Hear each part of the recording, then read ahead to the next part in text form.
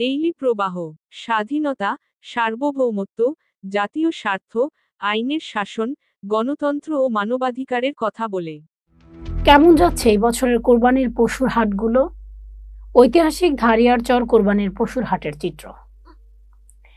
অত্যন্ত মনোরম পরিবেশে বাঞ্ছারামপুর সদর ইউনিয়নের ঢোলভাঙা নদীর পাড়ে হাজী নুরুল ইসলাম কলেজ মাঠে পূর্বের ন্যায় এবারও এক বিশাল কোরবানির পশুর হাট বসেছেন।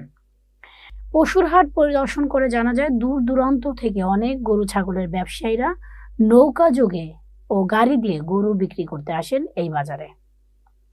ক্রেতারা জানায়, এবার গরুর দাম খুব সস্তা, তাই আমরা এই বাজার থেকে কোরবানির জন্য সঠিক পশুটি বাছাই করে কিনেছি। তাছাড়াও এই বাজারে ইয়ারা ব্যতীত কোথাও কোনো টাকা দিতে হয় না, এর জন্য আমরা এই বাজারে বেশি আসি। বিক্রেতারা বলেন, এবার গরুর দাম সস্তা, তবে আলহামদুলিল্লাহ আমাদের লস হয়নি। সবচেয়ে বড় কথা, এবারের বাজারে কোনো একটা অতিরিক্ত কাউকে টাকা দিতে হয় না, এটা আমাদের জন্য খুব ভালো লেগেছে।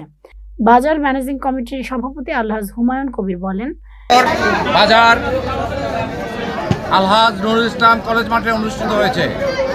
এই বাজার আজকে এত সুন্দর পরিবেশে সুশৃঙ্খলভাবে অনুষ্ঠিত হয়েছে।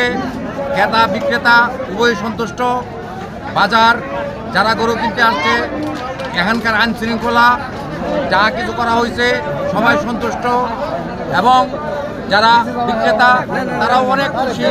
এত সুন্দর সুশৃঙ্খলভাবে কোথাও নাকি কোনো বাজার হয় নাই, সেইভাবে আমরা বাজার করেছি এবং আমরা মানুষের কাছে প্রশংসা লাভ করেছি। আপনারা সবাই দোয়া করবেন যেন ভবিষ্যতে এরকম বাজার আমরা অনুষ্ঠিত করতে পারি। আগামী এই বৃহস্পতি এবং শুক্রবার এই 2 দিন এই বাজার আবার অনুষ্ঠিত হবে। আপনারা সবাই। এছাড়াও তিনি বলেন, আপনারা যারা গরু কিনতে পারেন নাই এবং গরু বিক্রি করতে পারেননি তারা হতাশ হবেন না। আমরা আগামী শুক্রবার এখানে হাট বসাবো, তারা সকলে এই বাজারে আমন্ত্রিত, সকলে চলে আসবেন। দ্য ডেইলি প্রবাহ, শায়লা শারমিন।